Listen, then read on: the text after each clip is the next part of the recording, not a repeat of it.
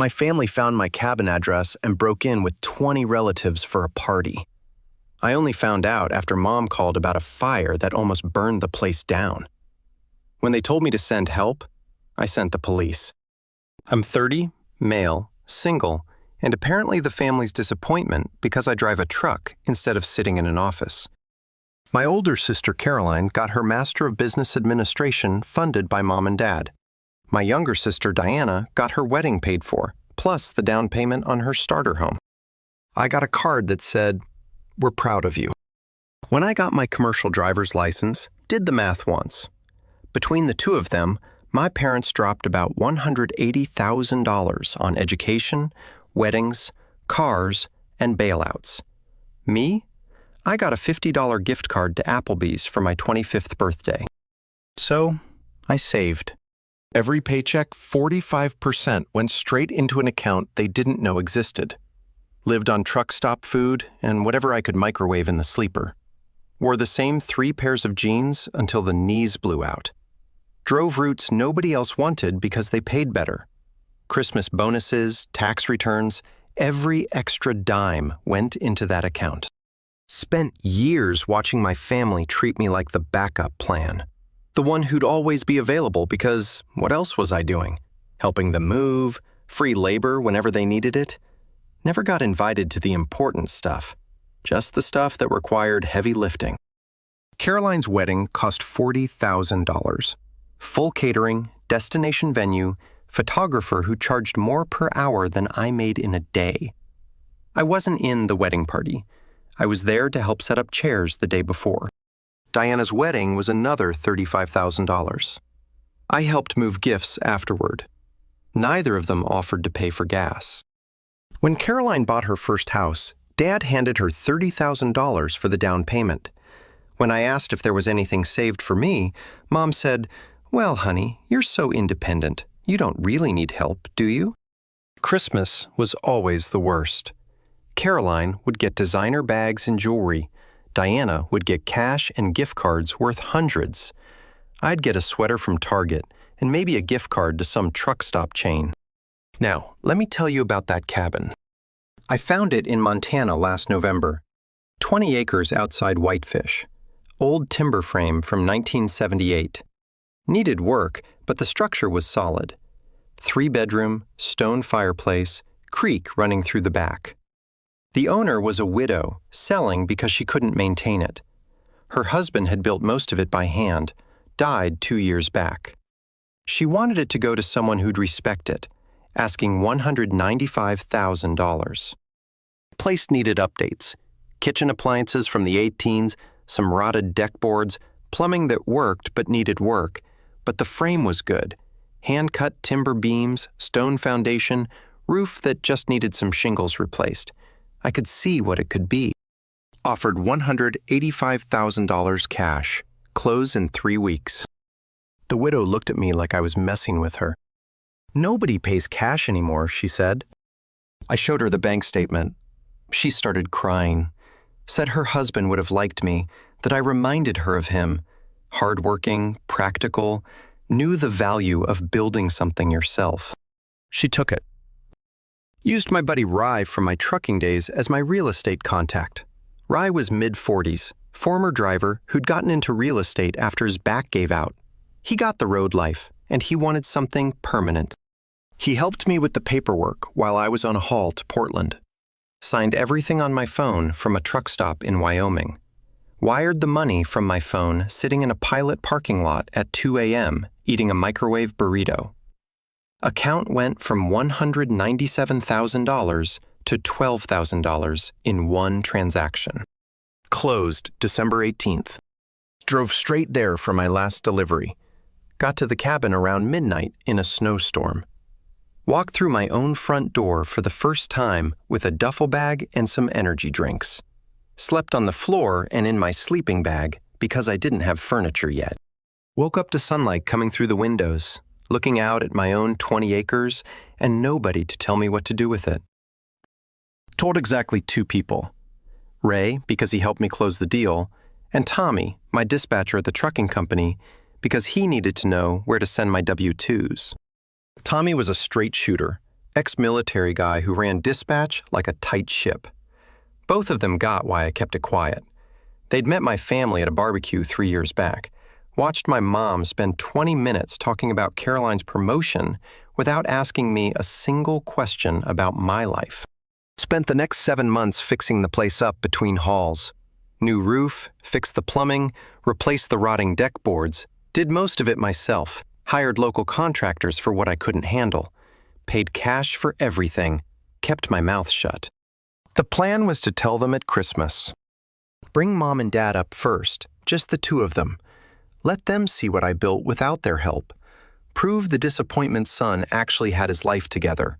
Maybe get a real, "we're proud of you." That plan went sideways on July 9th. I was 3 hours outside Bozeman, hauling construction equipment, when Mom called. The phone rang, her name popping up on the dash. Answered it because I figured someone died.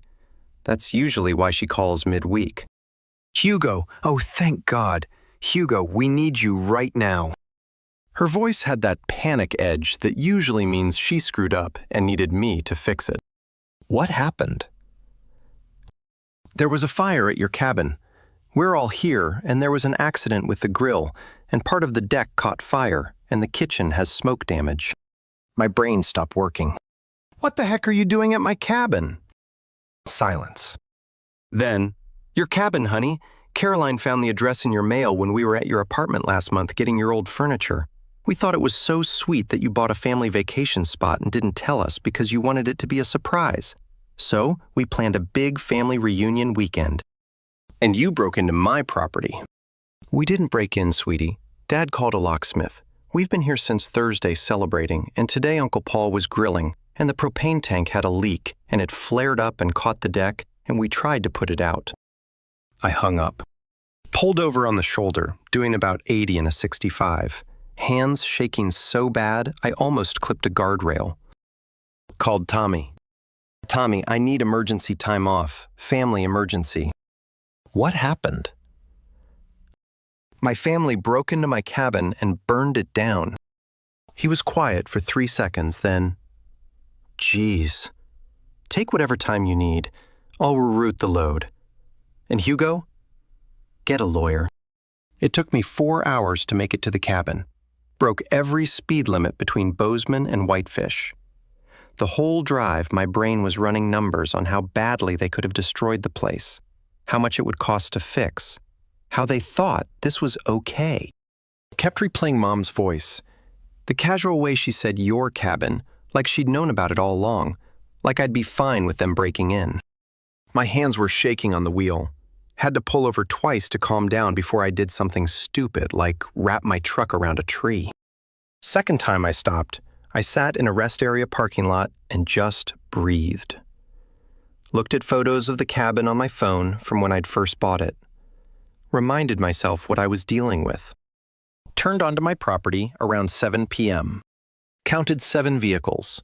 Mom's sport utility vehicle, Dad's truck, Caroline's sedan, Diana's sport utility vehicle, Uncle Paul's recreational vehicle, Aunt Non's van, and some cousin's car I didn't recognize.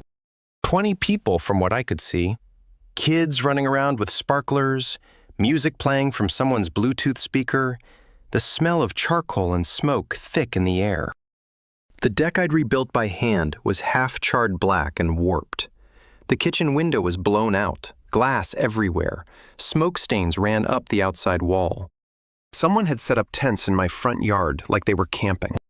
There was a portable grill that wasn't mine, coolers everywhere, cans all over the grass, trash bags piled by the trees overflowing. Someone had hung a banner between 2 trees, HL Family Reunion 2024. Parked my truck and got out. The whole family turned to look at me like I was crashing their party, which I guess I was. Mom rushed over first, eyes red. "Hugo, honey, we're so sorry. We were going to surprise you, but then the accident happened, and we're all so upset, and we've been trying to clean up, but—" "Get the heck off my property." She stopped like I'd slapped her. "What?" "Everyone off my property now." Dad walked over, drink in hand, trying for the reasonable father voice that always meant he was about to gaslight me. Son, let's talk about this. It was an accident. We'll help pay for the repairs. We were just trying to do something nice. And you broke into my freaking house, Arthur. His face went red. We didn't break in. We had a locksmith open it, and you should have told us you bought this place. It's the perfect family spot, and we thought you wanted us all to enjoy it together. And he paid a locksmith to drill my lock like it was his place, I said, looking at everyone. Nobody asked permission. You just decided you had the right. I stepped past him, walked toward the cabin. The front door was wide open. Music and voices coming from inside through my windows. In my house. Caroline came out holding a drink, ice clinking in the glass. She always treated me like the help, married to a guy who worked in finance and looked at me like I was beneath him. Hugo, calm down. We're family. What's the big deal? It's just a little smoke damage. Insurance will cover it. We were actually doing you a favor by breaking the place in. And you destroyed my property. Oh, please, it's not destroyed. Stop being dramatic. We've been having an amazing weekend, and honestly, we thought you'd be happy we were all enjoying the cabin you bought. Instead, you're being selfish and ruining what's left of our family time. I walked past her into my cabin. The kitchen was trashed. Smoke damage covered the walls and ceiling in black streaks. The cabinets I'd painted by hand, spent 3 weekends getting the color right, were charred. Doors hanging crooked, some burned through. The window above the sink was blown out, glass everywhere, fire extinguisher empty on the counter, foam all over everything, would need complete replacement. The stove had scorch marks. The refrigerator was unplugged, door hanging open, everything inside spoiled. They'd unplugged it to plug in their cooler. Found the cooler on the deck, still full of their drinks. The living room had bottles and cans everywhere. Someone had moved my furniture around. Wet towels on my recliner. Muddy footprints on the $300 rug I'd bought 2 months ago. The bedrooms were worse. Someone's kids had been in my room. Toys everywhere. Juice stains on my bed sheets. My bathroom had their toiletries all over. Wet towels piled on the floor. I was watching the whole thing, trying not to get a heart attack. Then I walked back outside where the entire family was gathered in a defensive cluster, watching me like I was the problem. Diana was on her phone. Uncle Paul was trying to look authoritative. Aunt Na was crying. The kids were still running around. Everyone needs to leave, right now, or I'm calling the cops. Diana laughed, that fake laugh. You're not calling the cops on your own family, Hugo. Just relax. We'll clean everything up tomorrow and chip in for repairs, and it'll be fine. You're overreacting like you always do. You broke into my house, and you destroyed my property. You still got the nerve to speak? Get the heck out of here, now. Uncle Paul stepped forward. Big guy, used to being the family authority. Hugo, your mother told us you bought a cabin, and we thought it would be nice to all get together and enjoy it. We didn't know you'd be so possessive about it. Did anyone ask me? Silence. Did a single one of you call me and ask if you could come here? More silence. My mom started crying harder. Diana rolled her eyes and went back to her phone. Caroline sat down her drink. Look, we're sorry about the fire, okay? But you're being incredibly rude right now. We drove all the way out here to celebrate as a family, and you're treating us like criminals. This is exactly why nobody invites you to things. You're always so negative.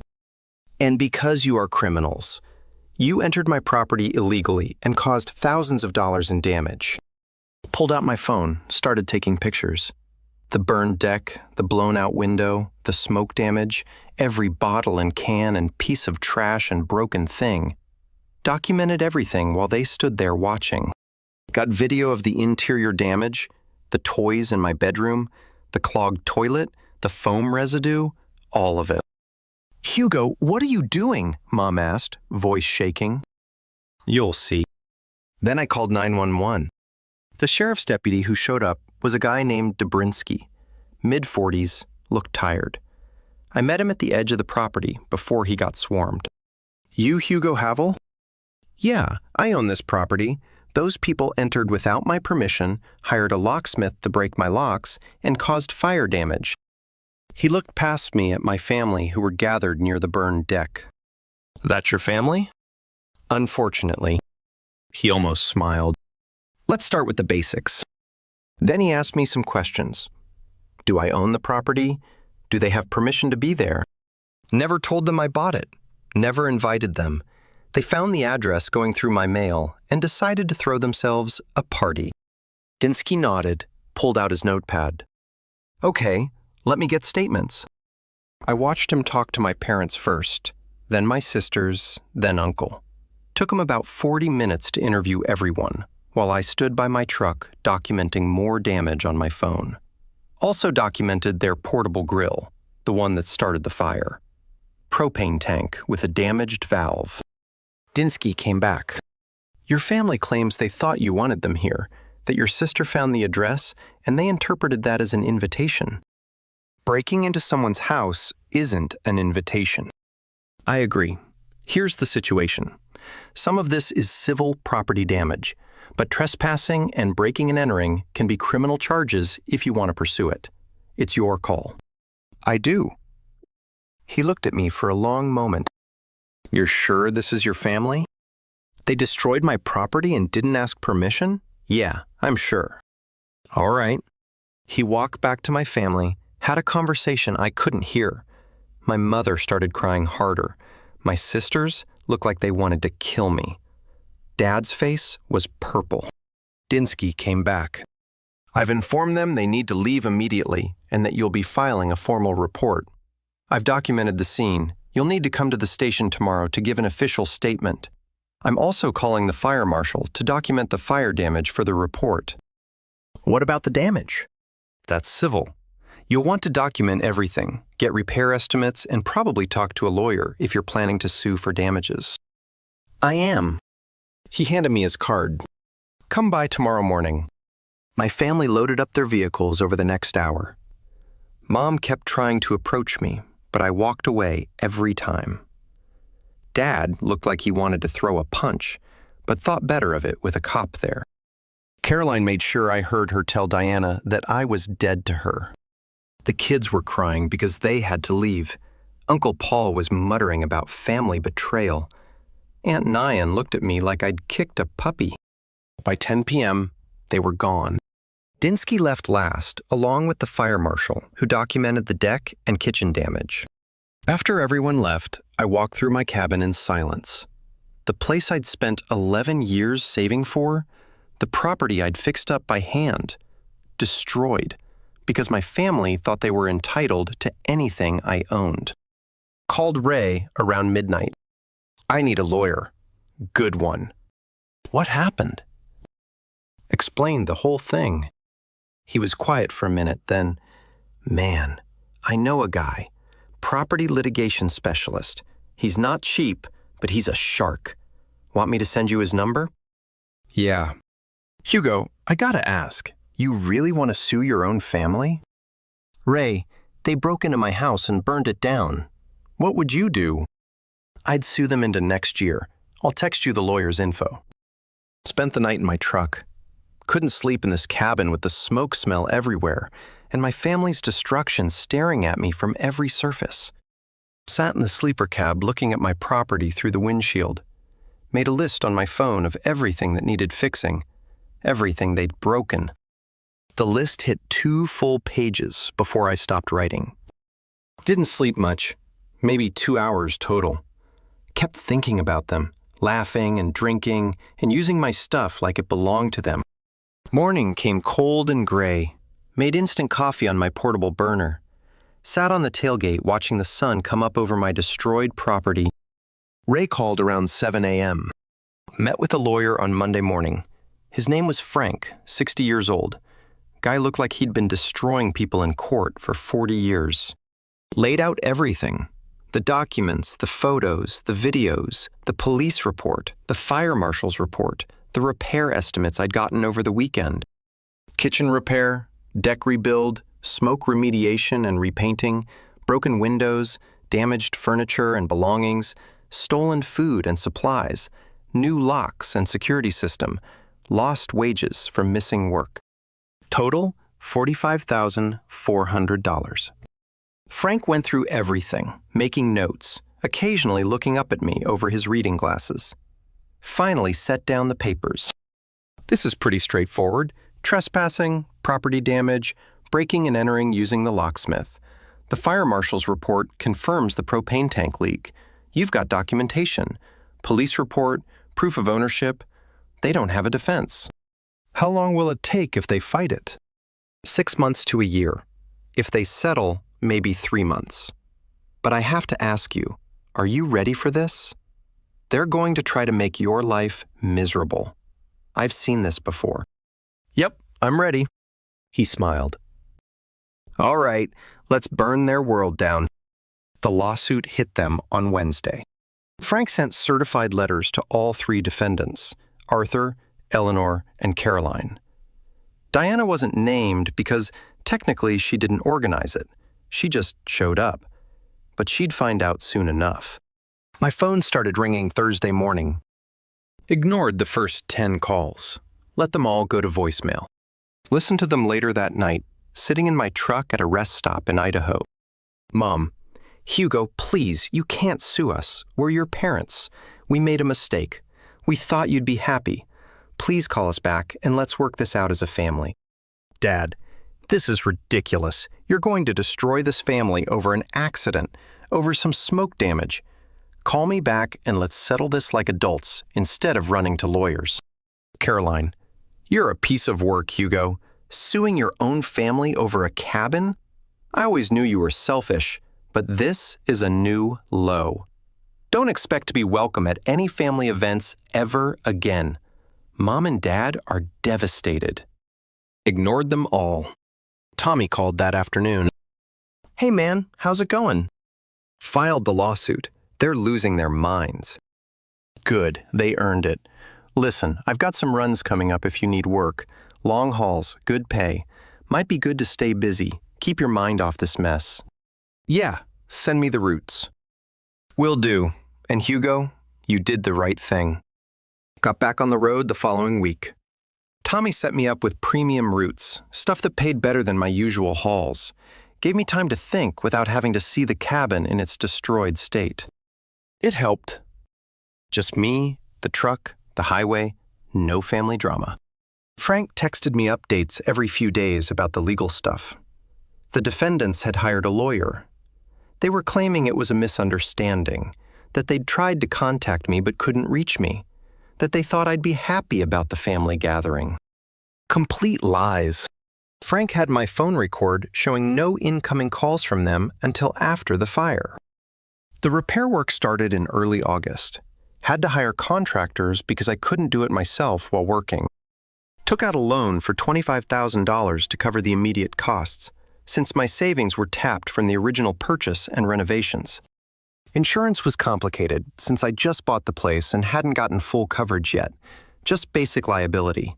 My mistake, but one I'd fix after this was over. Every dollar spent on repairs felt like another reason to push the lawsuit harder. My family started their smear campaign almost immediately. Found out through Rye that Caroline was telling everyone I'd secretly invited them and then changed my mind, and sued to get money out of them. Complete lies, but people believed it because it fit their story better than the truth. Diana was posting on social media constantly, crying selfies with captions about toxic family members who value money over relationships. Long posts about how I was destroying the family over an accident, how I wouldn't even talk to them to work it out. Mom was playing the victim at church. Ray's wife went there, heard the whole thing. Mom crying about how she'd raised an ungrateful child who cared more about property than family. The church ladies were horrified, started a prayer circle for her. Dad was telling his side at his Veterans Hall. Got a lot of support there until someone asked why they didn't just ask permission first. That question didn't go over well. He left early. Caroline started a crowdfunding campaign online. Help a family recover from false lawsuit. raised about $800 before someone reported it and it got taken down for being misleading. She blamed me for that too. Didn't respond to any of it. Frank's advice? Let them talk. Every word they say publicly is potential evidence of harassment. Document it all, but don't engage. Makes them look worse when we get to court. September came with depositions. Had to sit in Frank's office while the defense lawyer, some guy named Miles who looked fresh out of law school, asked me questions on record. Did I have a good relationship with my parents? Had there been previous disputes? Why didn't I tell them about the cabin? Wasn't I being vindictive? Answered everything. No, I didn't have a good relationship with them. I didn't tell them about the cabin because it was mine, and they had no right to it. They entered without permission, hired a locksmith to break my locks, and caused $45,000 in damage. I wanted full compensation plus legal fees. The defense lawyer tried to paint me as vindictive and money-hungry. Asked if I was holding a grudge about my sisters getting financial help. Asked if this was really about the cabin or about deeper family issues. Frank objected to half of it. The judge sustained most of the objections, but the implication was clear. They were going to make me the bad guy who destroyed the family over property damage. My parents had to give depositions too. Found out later from Frank that it went bad for them. Arthur admitted they never asked my permission. Eleanor admitted they found the address by going through my mail without asking. Caroline admitted she organized the whole thing and hired the locksmith to open my cabin. Frank called me in October. They want to settle. For how much? Full amount of damages plus your legal fees, $52,000 total. Take it. You sure? We could probably get more if we go to trial. Emotional distress, punitive damages. I want it done. Take the settlement. Smart. I'll draft the terms. I'm also recommending you file for a restraining order against all 3 defendants. Do it. The settlement came through in November. Wire transfer straight to my account on a Wednesday morning while I was hauling a load through Nebraska.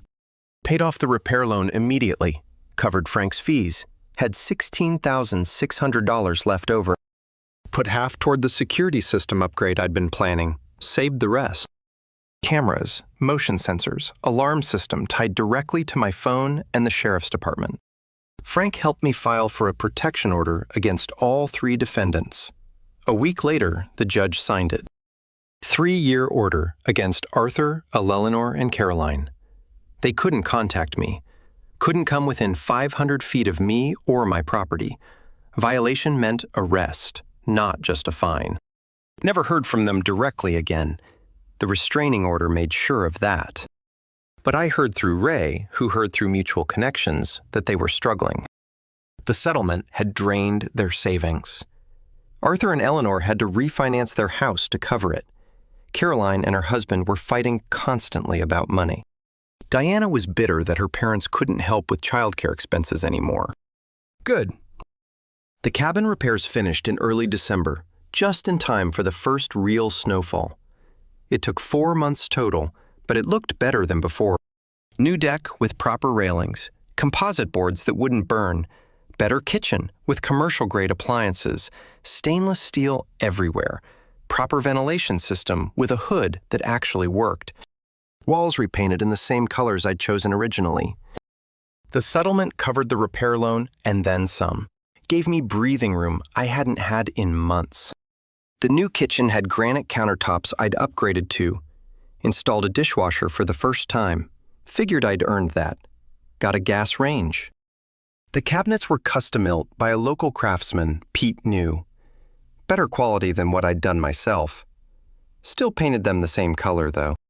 Started spending my off days there again. Brought up furniture from my apartment. Replaced everything they'd ruined. Set up the security system myself, with Pete's help. Pete was a local contractor I'd met during the repairs. He'd helped with the deck rebuild, and we'd become friends. 8 cameras covering every angle of the property. Even installed motion-activated lights around the perimeter. The whole setup had cost about $8,000 between the professional install and equipment. But the settlement money meant I could do it right. Nobody was getting in again without me knowing. Tommy came up just before Christmas, helped me move the last of the big stuff: couch, bed frame, new refrigerator. We stood on the deck in the cold, grabbing some drinks, looking at the property covered in fresh snow. "Can't believe they tried to take this from you," he said. Tried and failed. Heard through the grapevine. Your old man had to pick up side work to cover the settlement. Good. Let him work for once instead of just writing checks for my sisters. Ray came up for New Year's. We built a fire in the outdoor fire pit I'd made away from the cabin. Had some drinks. He raised his can. To owning your own peace. I'll drink to that. Found out through connections that my family's fallout was ongoing and getting worse.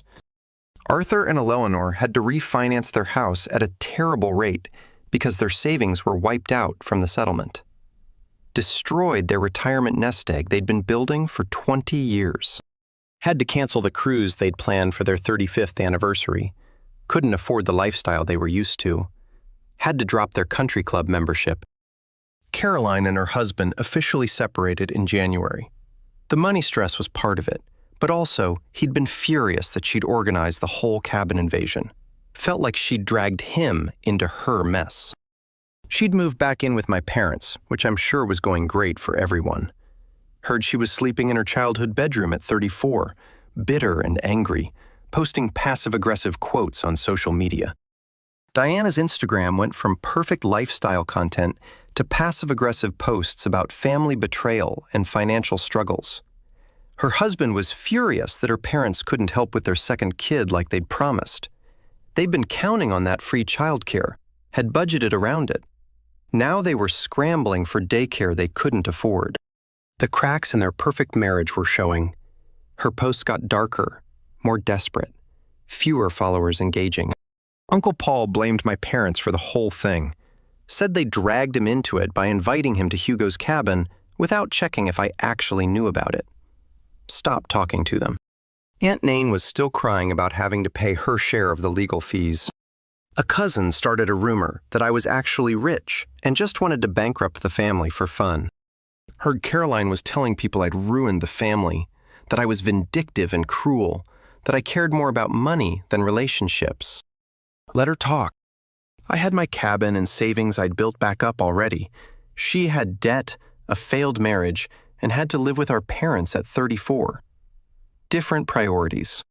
Started building the life I'd actually wanted. Met more locals through Pete, regular guys who didn't care about family drama or expect favors. Pete introduced me to his crew. Guys who worked construction, hung out on weekends, got that. Sometimes you just need space that's yours. We'd work on projects together when I was off the road. Tackle whatever needed doing. Built a proper shed on the property to store tools and equipment. Took us 3 weekends, but we did it right. Proper foundation and everything. Expanded the deck to wrap partway around the cabin. Gave me more space to sit out and watch the sunsets. Installed a generator backup system that could run the whole cabin for a week if the power went out. Pete knew an electrician who gave me a good price. Did the work clean and to code. He'd come up when I was around. We'd work on whatever project was next. He taught me better carpentry, showed me how to do crown molding and proper mitered corners. In return, I'd help him with side jobs when I had time. Made some extra cash that went right back into cabin improvements. Pete got the appeal. Sometimes you just need a place that's yours. Exactly. March brought the first signs of spring. Snow melting, creek running high and loud, everything waking up. Took a full week off work and spent it at the cabin doing nothing productive. Read books I'd been meaning to get to for years. Cooked actual meals, not just truck stop garbage. Grilled steaks on the new deck. Made fresh coffee every morning. Sat outside in the cold watching the sun come up over the mountains. Went fishing in the creek. Caught some trout. Nothing huge, but big enough to eat. Pan-fried them with butter and garlic. Ate them while watching the sunset. It felt earned. Everything up here felt earned now. Thought about where I was a year ago. Thought about everything that had happened. The invasion, the fire, the lawsuit, all of it. Felt good about every decision I'd made. No family drama, no obligations. Just me and the life I'd built and defended. 5 months after the settlement, on a Tuesday afternoon in late April, I was staining the new deck when a car pulled up my driveway. The gate was open because I was expecting a lumber delivery. Recognized the car immediately. Diana's white sport utility vehicle. The security system alerted me before she made it halfway up the drive. Checked the camera feed on my phone. She was alone, no kids, looking rough. Set down my brush and walked to meet her at the top of the driveway. She got out slowly. "Hugo, can we talk?" "You need to leave, now." "Please, just 5 minutes. I drove 3 hours to get here. I need help." "Diana, there's a restraining order against Mom, Dad, and Caroline. You're not covered by it, but you're still trespassing on my property. I'm asking you once to leave." She started crying. Actual tears that looked like they'd been building for months. "Hugo, I'm desperate. Mom and Dad won't help anymore. They can't afford it. Caroline's barely talking to me because she blames me for not stopping you from suing. My husband and I are drowning. The medical bills from the second kid are crushing us, and the house payment is 3 months behind, and I just need money. $20,000. I'll pay you back, I swear. We're about to lose the house, and my husband's talking about divorce, and I don't know what else to do." "Should have thought about that before you invaded my property." "That wasn't my fault. I just came along. I didn't organize it. I didn't hire the locksmith. I didn't know." "You knew. You all knew. And none of you asked permission.